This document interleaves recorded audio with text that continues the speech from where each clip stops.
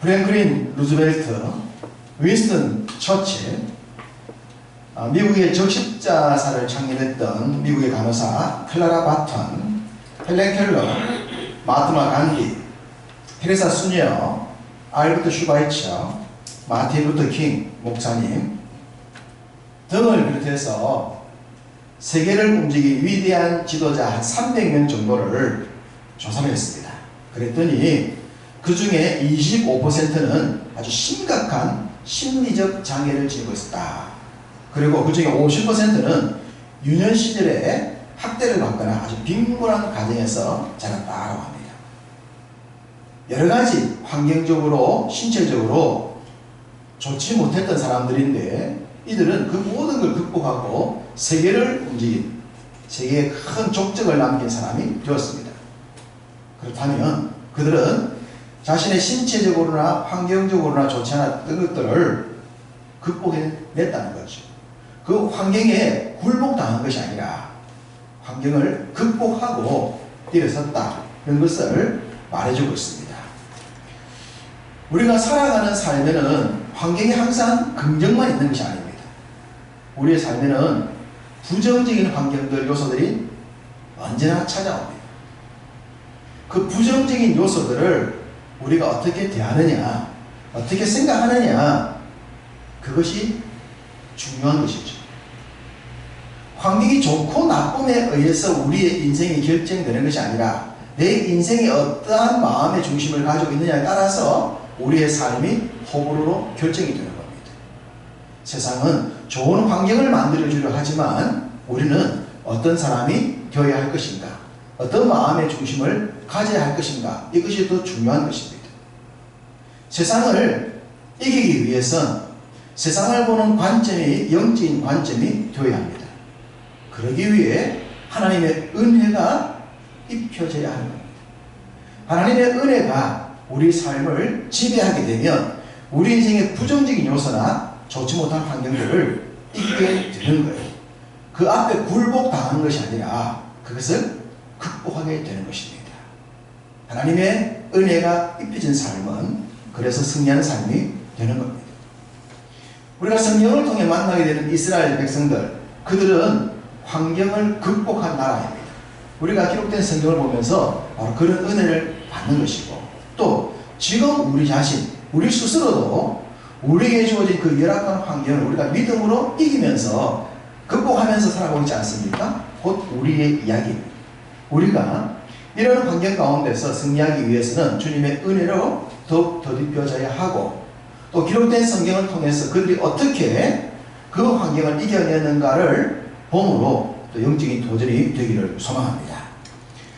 성경은 약속의 땅에 대해서 말씀하고 계세요. 약속의 땅. 그 약속의 땅을 말할 때 젖과 꿀이 흐르는 땅이다. 그렇게 기록을 하고 있습니다. 젖과 꿀이 흐른다. 이 젖과 꿀이 흐르는 땅이라고 가장 먼저 기록된 성경은 출애굽기 3장 8절입니다. 오늘 한 서너 군데 성경을 또 찾아보도록 하겠습니다. 찾을 수 있는 분은 찾으시고 찾기 어려우신 분은 같이 보시고 찾을 수 없는 분들은 그냥 들으셔도 되겠습니다. 출애굽기 구약성경 창세기 다음에 있는 쭉 앞쪽으로 가시면 구약성경 85쪽에 출애굽기 3장 8절 말씀입니다. 출애굽기 3장 8절 함께 읽어보겠습니다. 내가 내려가서 그들을 애굽인의 손에서 건져내고 그들을 그 땅에서 인도하여 아름답고 광대한 땅, 젖과 꿀이 흐르는 땅, 곧 가나안 족속, 헷 족속, 아모리 족속, 그리스 족속, 히위 족속, 여부스 족속의 지방에 데려가려 하노라. 자, 이게 젖과 꿀이 흐르는 땅이라고 했습니다. 젖과 꿀이 흐르는 땅이란 가장 완벽한 땅, 가장 아름다운 땅, 최고로 좋은 땅이라고 할 수 있겠습니다. 그 당시 뭐 젖과 꿀 그러면 좋은 것의 상징이니까 가장 좋은 땅이다 라고 표현할 수 있겠죠. 그러면 하나님이 지금 이스라엘 백성들이 살고 있는 땅은 애굽 땅인데 애굽 땅에서 젖과 꿀이 흐르는 땅으로 인도했다라고 말한다면 이 약속의 땅은 적어도 애굽 땅보다는 좋아야 합니다. 그렇지 않겠습니까? 지금 있는 것보다 더 좋아야 가고 싶을 것이고 또 가야 의미가 있지 않겠습니까? 그러면 애굽 땅과 이스라엘 땅은 어떻게 비교할 수 있는가? 비교를 하고 있는 성경 구절을 보겠습니다. 자, 출애굽기에서 뒤로 넘어가면 신명기가 나옵니다. 신명기 11장 279쪽입니다. 신명기 11장은 애굽 땅과 약속의 땅을 비교를 하고 있어요. 자, 어떻게 비교하고 있는가 봅시다. 신명기 11장 10절과 11절입니다. 구약성경 279쪽입니다. 자, 10절과 11절 비교를 하시면서 한번 읽어보겠습니다. 같이. 내가 들어가 차지하는 땅은 내가 나온 애굽 땅과 같이 아니하니 거기에서는 너희가 파종한 후에 발로 물대기를 채소밭에 댐과 같이 하였거니와 너희가 건너가서 차지할 땅은 산과 골짜기가 있어서 하늘에서 내리는 비를 흡수하는 땅이요 라고 했습니다. 자, 애굽 땅은 어떤 땅인가? 애굽 땅은 발로 물을 대어서 채소밭에 물을 주는 땅이다 라고 했습니다. 그에 반해 들어갈 약속의 땅은 하늘에서 내리는 비로 농사는 땅이다 라고 했습니다. 자, 우리 연세가 좀 되신 분들은 옛날에 농사를 지어 보셨을 거예요. 농사 지을 때 어떤 밭이 더 좋습니까? 자, 어떤 농사법? 하늘에서 비를 내리는 천수답이 좋습니까? 아니면 사람들이 물을 내서 농사하는 수리답이 좋습니까?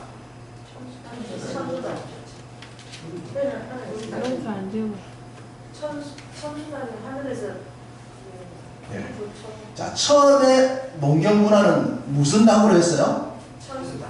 천수답으로 했어요. 천수답은 하늘에 내리는 비를 가지고 했는데 하늘의 비가 제때 안 오면 농사가 됩니까? 안 됩니까? 안 되죠. 그래서 사람들이 뭘 만들어서요? 댐을 만들거나 저수지를 만들거나 물을 모아서 그 물을 갖다 대지 않습니까? 그게 무슨 답이에요? 그게 수리답이라고 하는 거예요. 천수답에서 수리답으로 바뀐 거예요. 자, 요즘도 날씨가 안 좋아서 비가 잘 안 옵니다. 하늘만 보고 있으면 뭐가 됩니까? 안 되죠. 그래서 무엇을 해요? 댐을 짓거나 물을 모은단 말이에요. 사람들이 수고하여 일할 수 있도록 만드는 환경이 이게 수리답입니다. 천수답에서 수리답을 바뀐 거예요. 다 모든 농경 문화가. 그래서 비가 오든 안 오든 수리답을 잘 해놓으면 항상 저수지에서 물을 땡기거나 댐에서 물을 내려서 농사를 지을 수 있고 과일도 만들 수 있는 거예요. 이해가 되시죠? 네. 자, 그러면 애굽 땅은 어떤 곳이었다? 수리답. 수리답이 잘 발달되어 있었어요. 농경 문화가 오래전부터 있었기 때문에 나이가 이용해서 수리답을 잘 만들어서 언제나 농사를 지을 수 있는 땅이었어요. 그런데 지금 약속의 땅에 들어가야 할 가나안 땅은 무슨 답이다? 천수답. 천수답이다. 어디가 더 좋을까요? 약속의 천수답이 좋아요. 가난. 하늘만 보고 농사를 짓겠어요? 물을 모아놨다 농사를 짓겠어요? 하늘에서 저절로 주는 답이 안 좋겠어요. 그렇죠. 하늘에서 저절로 주면 되는데 안 주면 그러면 이제 안 주는 경우가 많아서 기우제를 지내는 거예요. 안 주면. 주면은 무슨 문제가 있어요? 굳이 관계시설할 필요 뭐가 있어요? 항상 비가 내리면 쉽죠. 자, 이 비교를 지금 하나님께서 너희가 지금 있던 땅은 발로 물을 내 수리담이 잘 발 때 관계수가 잘 되어 있는 그런 땅이었는데 인간의 노력으로 잘 만든 땅이었는데 너희들이 들어갈 땅은 그런 거 아니다. 아, 없다. 수리담 없다. 하늘의 비만 보고 농사하는 땅이다 라고 말했어요. 그걸 더 좋은 땅이라고 얘기하신 거예요. 진짜 좋은 땅이라면 좋은 땅이 되어야 하는 겁니다. 어쨌든 비교는 그렇게 하셨습니다. 그거 한 가지. 수리답이 좋으냐 천수답이 좋으냐. 비가 항시 오면은 천수답이 좋지만 비가 안 오면 망하는 거예요. 그러나 수리답은 사람의 수고만 해놓으면 항상 물을 모아놨다 쓸 수 있는 언제나 농사를 지을 수 있는 그래서 애국은 항상 곡창지대를 만들었던 그런 땅이라는 거예요. 그 땅보다는 이 땅이 더 좋다라고 일단 말씀하셨는데 비교를 해보니까 수리답과 천수답이다 라는 차이가 있는 겁니다. 또 한 구절을 봅시다. 민수기 13장입니다. 앞으로 조금 돌아가서 217쪽으로 가봅시다. 민수기 13장. 진짜 이 땅이 좋은 땅인가 안 좋은 땅인가를 생각을 해보신 거예요. 자, 민수기 13장 27절과 28절입니다. 있습니다. 모세에게 말하여 이르되 당신이 우리를 보낸 땅에 간절 과연 그 땅에 젖과 꿀이 흐르는데 이것은 그 땅의 과일입니다.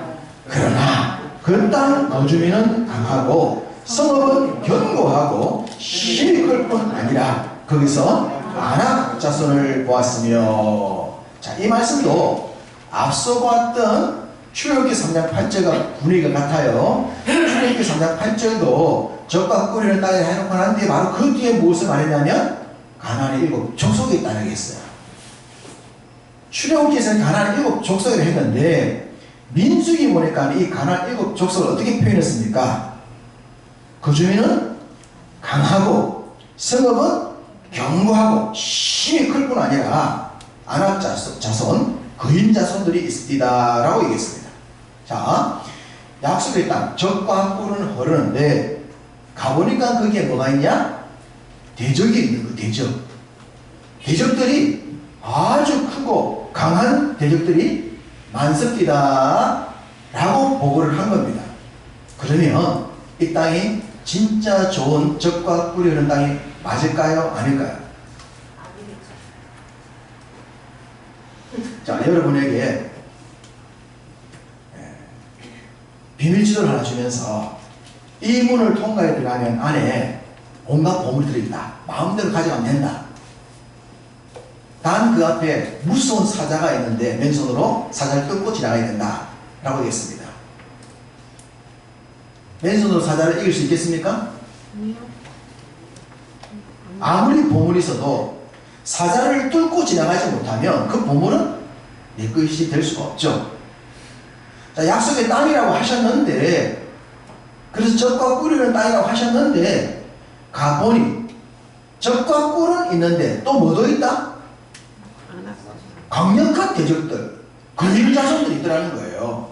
그러면 그 젖과 꿀이는 땅을 내 것으로 만들기 위해서는 그 대적들도 내가 싸워서 이겨야 되는 거예요.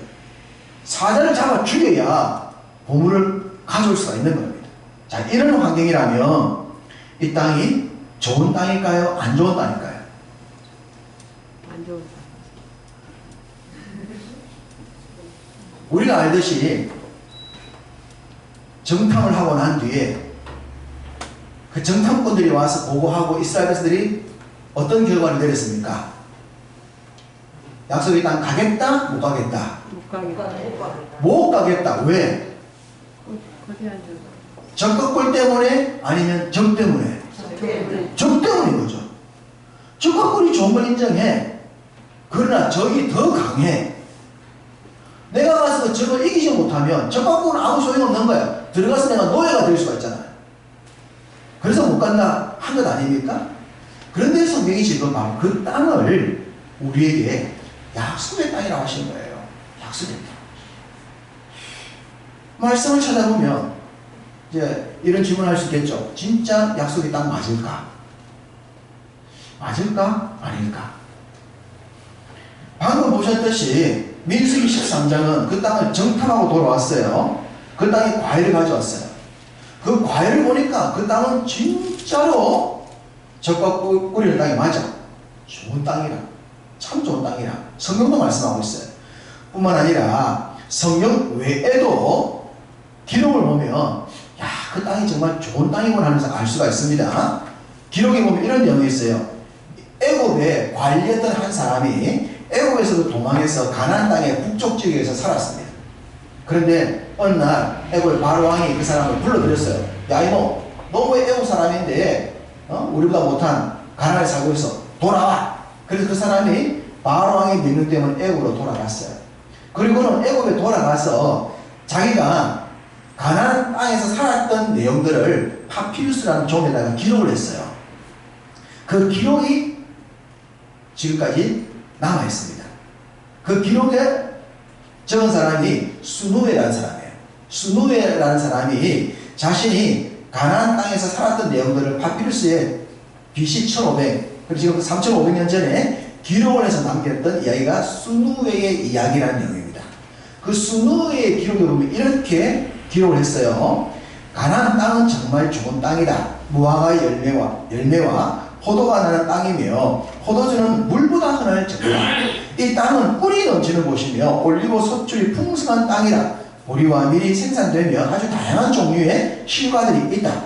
이 땅에는 각 종류의 가축들이 모두 있으며 우유는 모든 종류의 요리에 사용이 될 정도로 넘쳐나는 곳이다 라고 애국 사람 수누에가 이스라엘 땅에 살면서 경험했던 곳을 이렇게 적어놨어.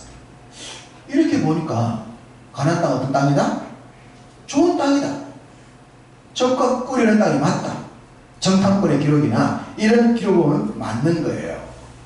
이 기록이 맞기 위해서는 중요한 것은 그 땅이 때에 따른 비가 있어야 했다는 겁니다. 수노에가 살았을 때 비가 있었던 것 같아요. 그래서 그 땅에서 누릴 수 있는 적과 꿀을 다 얻어먹었던 겁니다. 그 땅에 비의 은혜가 있다면 좋다고 하는 거예요. 문제는 대적들인 겁니다. 대적들. 그 대적들과의 관계만 해결할 수 있다면 그 땅은 진짜 좋은 땅이 된다. 분명 성경이 애국에 살고 있는 항상 관계수로를 잘 만들어서 물을 대가지고 발로 그냥 북적북적 물 들어가서 농사지어서 열매를 거뒀던 항상 곡창지대를 이뤘던 그 애국보다 더 좋은 땅이기 때문에 들어가라 하시는데 실질적으로 더 좋아야 하는 거예요. 하나님이 약속하시기 때문에 더 좋아야 한다. 이건 전제인 겁니다. 자, 다시 생각합니다. 출애굽기 3장 내용을 다시 생각합니다. 자, 출애굽기 3장에 하나님이 모세를 불렀어요. 모세를 불러서 이스라엘 백성들을 출애굽을 시키면서 이 말씀을 주시는 겁니다. 그러면 당시 이스라엘 백성들이 하나님께 부르짖었단 말이에요. 기도했단 말이에요. 왜 기도했어요? 왜 이스라엘 백성들이 애굽에 살다가 하나님께 부르짖었습니까? 노예로 사는 것이 힘들었단 말이에요. 노예로 사는 것이 힘이 들어서 좀 우리를 살려주세요 라고 했지 않습니까? 그렇지만 이스라엘 백성들이 출애굽하다가 자꾸만 어디로 돌아가겠다 그랬어요? 애굽으로 돌아가겠다 그랬어요. 왜? 애굽은 먹을 것이 풍성이기 때문에. 자, 두 가지입니다. 출애굽기 3장에 나오는 당시 이스라엘 백성들의 상황을 정리하면 이렇다는 거예요. 우리가 몸은 노예로서 힘들게 살아가지만 집에 돌아오면 먹을 것은 풍성했다는 거예요. 몸은 힘든데 먹는 것은 풍성했다는 거예요. 이게 애국 땅입니다. 근데 몸이 힘들어서 노예로 사는 게 힘들어서 기도했던 거예요. 두 가지인 겁니다. 한 개는 좋고 한 개는 안 좋다는 거예요. 자, 이것을 우리의 믿음 생활에 한번 적용을 해봅시다. 우리가 믿음 생활하는데 세상에서 살잖아요. 세상에 살면 돈이 필요하죠. 돈을 벌어야 사는 거예요. 그래서 돈을 벌려고 해보니까 믿음의 양심을 가지고는 수단과 방법을 안 가리고 돈을 벌어야 되는데 이게 안 쉬워. 그래서 믿음을 가지고 직장을 구하다 보니까 직장도 한계가 있고 주일도 지켜야 되고 뭐 이것도 지켜야 되다 보니까 우리가 마음대로 살아가는 세상 사람들보다는 경쟁력에서 좀 뒤질 수가 있는 거예요. 그렇게 뒤지게 되어지면 우리의 경제가 빈약해지는 거예요. 믿음을 지키려고 열심히 믿음을 지키려고 주일도 직장 안 가고 열심히 노력하고 모든 법을 지키고 정직하고 정당하게 하고 그렇게 하다 보니까 진급도 더디고 수입도 적고 욕도 많이 듣고 이렇게 해서 경제적으로 어렵단 말이에요. 믿음을 지키고 사는데 경제적으로 좀 어렵다. 그래서 이렇게 사는 것보다는 그냥 대충 교회는 이왕 오는 것이니까 또 목사님 말씀 보면 믿음 말씀 구원받는다 하니까 천국 갈 것은 정해졌으니까 세상에서 그냥 대충 사는 거야. 믿는 사람 표시 안 내고 세상 사람들은 비슷하게 그냥 법도 어기면서 그들과 합류하면서 비슷하게 뭐 주일도 때로는 안 오면서 그렇게 대충 사는 거예요. 그러니까 세상 사람들 수입도 많아. 교회도 오면서 경제도 풍성해. 자, 이 두 가지 상황 속에 우리가 처해 있는 거예요. 우리가 다 그런 삶을 살고 있는 겁니다. 믿음을 좀 더 열심히 하려고 그러면 세상에서 좀 경제적으로 문제가 생기고, 경제적으로 좀 더 나은 삶을 살려고 그러면 믿음에 조금 문제가 생기는 것 같아. 그럼 우리가 이 선택을 하게 되면 어떤 걸 선택해야 되느냐? 각자는 거예요. 각자가 선택하는 거예요. 각자가. 나는 그냥 어렵게 살더라도 믿음을 선택할 거야. 그래서 뭐 손해를 보더라도 그냥 적은 수입으로 살 거야. 이런 삶을 사는 사람이 있고, 어떤 분은 그렇게 힘들게 못 살지. 할 건 하고 살아야지. 표시 안 내고 그냥 대충 교회는 가지 뭐. 교회는 안 다니나 믿음 지키지 하면서도 세상처럼 별 차이 안 나게 밖에 나가면 믿는 사람인지 모를 정도로 그렇게 사는 경우도 선택할 수가 있는 거란 말입니다. 이스라엘 백성들이 애국에서 살자 그러니까 환경은 좋아. 그런데 몸은 힘들어. 그러면 기도하여 가볼까라고 생각했더니 그 땅을 보니까 그 땅도 땅은 좋은데 대적이 있어. 애국이나 약속의 땅에는 큰 차이가 없는 거예요. 자, 믿음 생활은 큰 차이가 없는 거예요. 환경은 내가 열심히 믿음 생활해도 우리의 주어진 환경은 그저 비슷한 겁니다. 여전히 적도 있고 여전히 문제가 있고, 그 속에서 내가 어느 것을 더 선택하느냐, 이게 이제 우리가 결정해야 될 일이에요. 우리의 믿음의 선택권이라는 말입니다. 그럼 우리 마음은 믿음 생활을 하고 싶지만 사실 우리가 경제를 생각하면 경제 분야로 조금 좀 기울 수가 있어요. 그렇지 않습니까? 좀 좋은 집에 살고 싶고, 좋은 거 먹고 싶고, 좋은 차 타고 싶고, 아이들한테 좋은 환경 만들고 싶은 것이 우리의 본능 아닐까요? 그렇게 조금 세상적으로 기울 수가 있단 말입니다. 성경이 왜 이걸 우리에게 말씀하시냐면요, 그렇게 기울지 말라는 거예요. 그렇게 기울지 않기 위해서 우리에게 필요한 게 적과 꿀이 흐르는 땅이라는 겁니다. 너희가 적과 꿀이 흐르는 땅을 보고 그 땅에 들어가야 되면 애국에 있지 말라. 애국에 아무리 먹을 것이 많다 하더라도 그곳은 안 돼. 왜? 그곳은 하나님의 본향이 아닌 거예요. 하나님의 약속이 없어요. 비록 비슷하게 적들이 있더라도 약속의 땅에 가야 하는 이유는 그게 하나님의 약속이 있는 땅이에요. 그리고 하나님이 분명히 그 땅에 우리에게 좋게 준다 약속하셨단 말입니다. 그 약속을 믿고 믿음으로 선택하는 겁니다. 자, 그러면 약속의 땅, 그 가나안 땅이 진짜 좋은 땅이 되기 위해서는 앞서 말씀드렸듯이 천수답이 좋기 위해서는 뭐만 있으면 된다? 비만 있으면 된다. 비만 있으면 애국보다 훨씬 좋은 땅이 되는 거예요. 하나님이 비에 대한 약속을 주셨죠. 신명기 11장 14절입니다. 신명기 11장 14절 279쪽입니다. 신명기 11장 14절을 보겠습니다. 읽겠습니다. 여호와께서 너희의 땅에 이른 비와 늦은 비를 적당한 때에 내리시리니 너희가 곡식과 포도주와 기름을 얻을 것이요. 할렐루야. 하나님이 비에 대한 약속을 주셨어요. 무슨 비? 이른 비와 늦은 비예요. 이른 비와 늦은 비를 어떻게?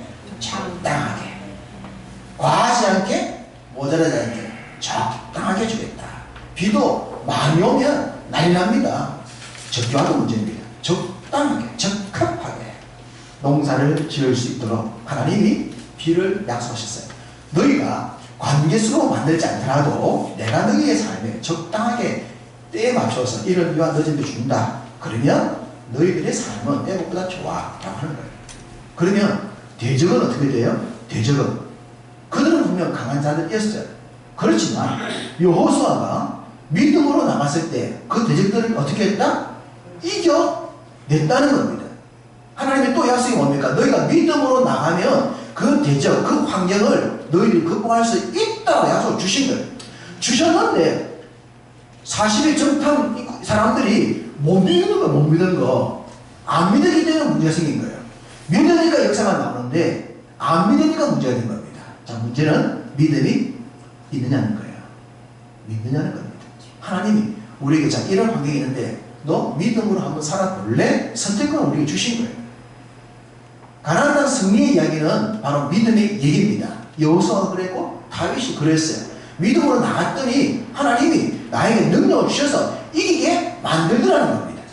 하나님이 이기게 만드시는 거예요. 이게 믿음 생활입니다. 약속의 땅은 하나님이 우리에게 그렇게 주신 겁니다. 적과 꼴이 있고 대적도 있지만 너희들이 믿고 나가면 비를 주겠다.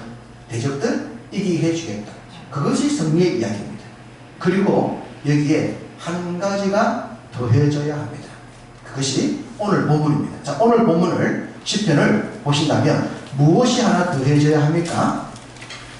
오늘 시편 말씀을 보면 이렇게 말하고 있죠. 눈물을 흘리며 씨를 뿌리는 자, 울며 씨를 뿌리는 자, 그가 기쁨으로 곡식단을 가지고 오게 될 것이다 라고 말했습니다. 무엇을 해야 됩니까? 눈물을 흘리며 울며 농사를 지어야 할 책임은 누구한테 있다? 우리에게 있다. 가나안 땅에 이른 비와 늦은 비가 왔어요. 손 놓고 있으면 농사가 됩니까? 안 된다는 겁니다. 비의 은혜가 입혀질 때 네가 나가서 울며 눈물을 뿌리며 수고해야 한다. 그 수고를 해야만 네가 수고한 만큼 풍성한 열매를 거두게 될 것이다 라고 말씀하시면서 하나님이 은혜로 입혀진 자의 삶은 세상 속에서 열심을 다하여 충성을 다하여 최선을 다하여 살아가야 한다는 것을 말씀하고 있습니다. 하나님의 은혜를 체감하는 사람들이 있어요.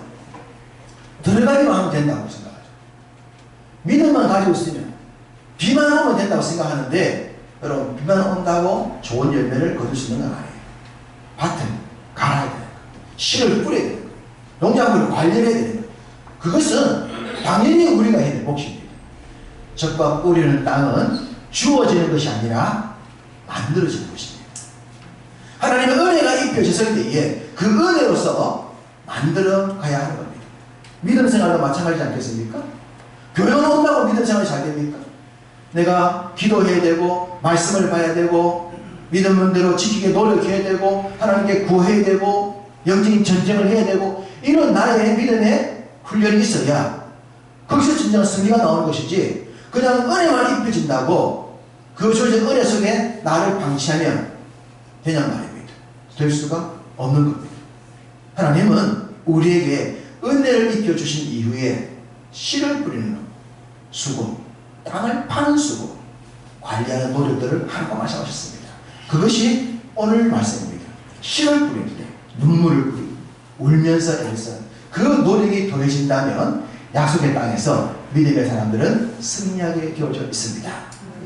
우리가 사는 세상은 항상 대적들이 있습니다. 가나안 7 족속이 있는 것처럼 대적이 있는 거예요. 그 대적들과의 싸움에서 이기기 위해서는 무엇보다 하나님의 은혜를 입어야 됩니다.